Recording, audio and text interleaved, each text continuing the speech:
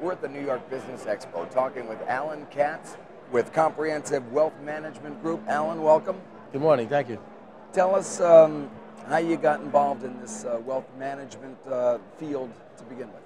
Well, it all started kind of from my grandparents. My grandfather was a World War II vet, and when he went away to the war, he tried to set my grandmother up, and when he came back, realized he didn't have to, but then 40 years later when he died, we found the same setup that he had lying in a closet. He had a little shoebox, and at that time it had other things in it like his pensions and his life insurance and things of that nature, but it also had a little brick of money that was $3,000 from 1948, and it said to my grandmother, "This will take care of you and the baby," because my grandmother was pregnant with my mom when he went. "This will take care of you and the baby in case I don't come back."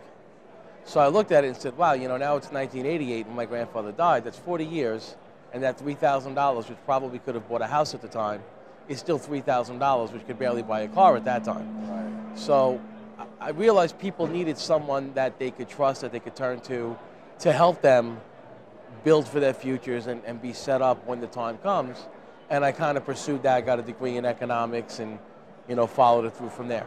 And that was such a profound demonstration of what happens if you don't manage your money. Well, it just stagnates. That's it, you know. And if you know, people think they're not losing money if it's not in the market, and that's not necessarily true, because inflation is eating away at it. In that case, you know, that $3,000 stayed the same for all those years, and even had it been in a bank, would have been worth considerably more, let alone if it had been invested in various ways that people invest today. So, you know, you want to just kind of look at those things, and my focus is to help people figure out, you know, what their long-term goals are, where they are today, and how to bridge the gap between A and B, and figure out the path to get them to where they want to be.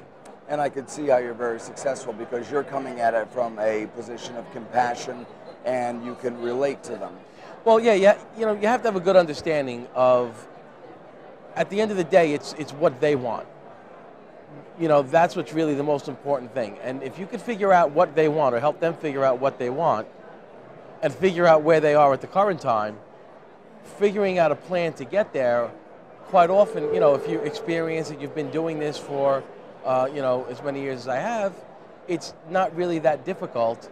And when you're really working for them and they realize that you're part of their team, people take to it a lot better, and it's a lot easier to actually have a plan set in place and then work and maintain over the course of a lot of years.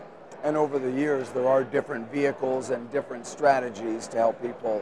Well, of course, every goal has different needs, every person has different needs, so you have to manage not only what their needs are, what their time frames are, what their risk tolerances are, but you also have to manage in what is the economy all about. You know, inflation is different over different periods of time. Interest rates are different over different periods of time. The markets are different places. There's different risks involved at different times. So you have to make sure that all that stuff is in place, and then there's all the other stuff you got to deal with too.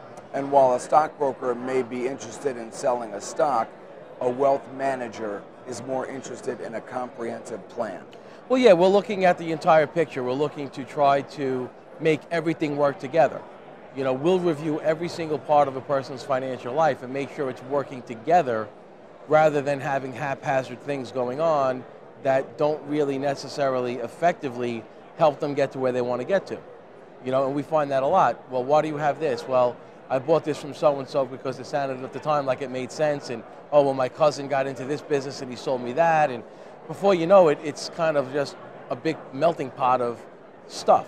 Some investments are duplicated, others have been left ignored. And so, you know, and it's not working. You know, they've never assessed it versus their goals. So when you sit down and actually do that and show them here's what's happening and here's what's not happening and here's what you need, and it just works a lot better, you know. And it's again, it's more of us being on the same team rather than the stockbroker or the insurance salesperson that wants to sell a product. We're really selling more of a concept. And the concept is, what are your goals and how do we get there?